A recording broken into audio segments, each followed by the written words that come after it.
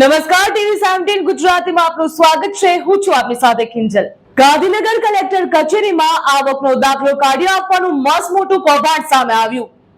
Gandhinagar collector કચેરીમાં 800 રૂપિયામાં આવકનો દાખલો કાઢી આપવામાં આવશે. ગાંધીનગર કલેક્ટર કચેરી જ્યાં ન્યાય અને પારદર્શિતા હોવી જોઈએ, ત્યાં અત્યારે ભ્રષ્ટાચાર અને લાલચખોરી જોવા મળી રહી છે. આવક જાતિના દાખલા માટે જેવા મૂળભૂત દસ્તાવેજો માટે લોકો પાસેથી રકમની માંગણી કરવામાં આવી રહી છે, તેવી હાલ એક ઘટના સામે આવી છે. એક તાજેતરમાં બનાવ સામે આવ્યો. એ વિડીયો પણ હાલ સામે આવ્યો, જ્યાં અરજદાર પાસેથી કચેરીના સિક્યુરિટી સ્ટાફે દાખલો ઝડપથી કાઢી આપવા માટે ₹800 માંગણી કરી હતી. 800 રૂપિયા આપો અને તમે આવકનો દાખલો જલ્દીથી લઈ જાઓ.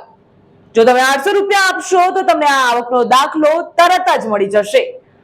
આમ સરકારી દસ્તાવેજો ખુલ્લેઆમ બજારમાં વેચવામાં આવી રહ્યા હોય તેવો વિડીયો કહી શકાય. કચેરીમાં ખુલ્લેઆમ દસ્તાવેજો માટે લાંચ લેવામાં આવી રહી છે. આમ જનતા માટે જરૂરી કાગળો મેળવવાનું હાલ મુશ્કેલ બન્યું.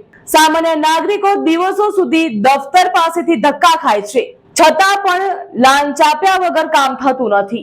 એ વાત હવે ખુલ્લી સામે આવી રહી છે કે તંત્ર મૌન છે. ફરિયાદ પછી કોઈ કાર્યવાહી થશે કે નહીં એ જોવાનું રહ્યું.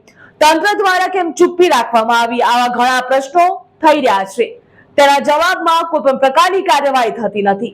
ગાંધીનગર કલેક્ટર કચેરી હવે ન્યાય નહીં પરંતુ લાંચનું સરનામું બની ગઈ.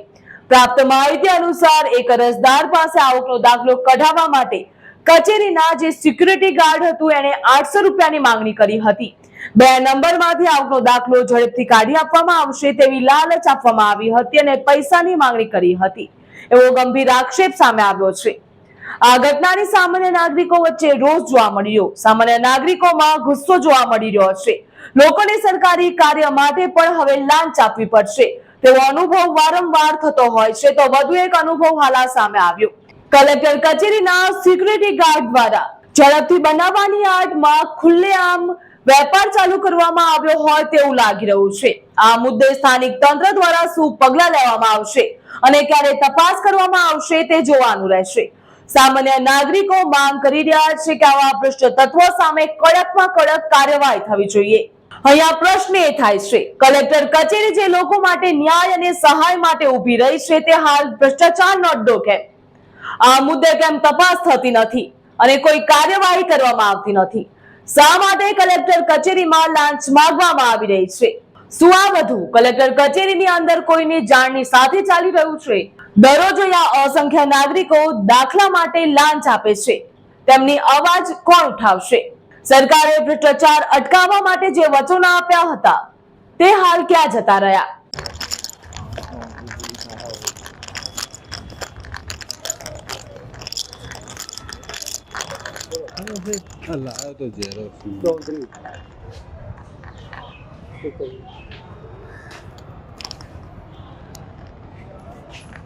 चौधरी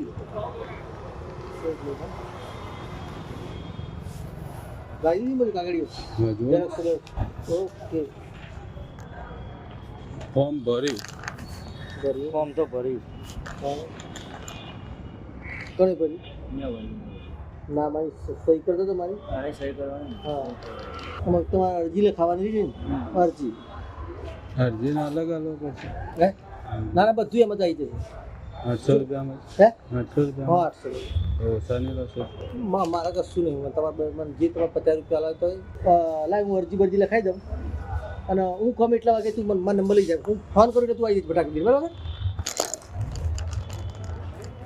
લખી દે ને મોબાઈલ નહીં તમારા જોડે? મોબાઈલ નંબર ફોન ઉઠાવું ના ઉઠાવું? બોલ નંબર આવે. નંબર બોલજો. 94 હા મારી બેલેન્સ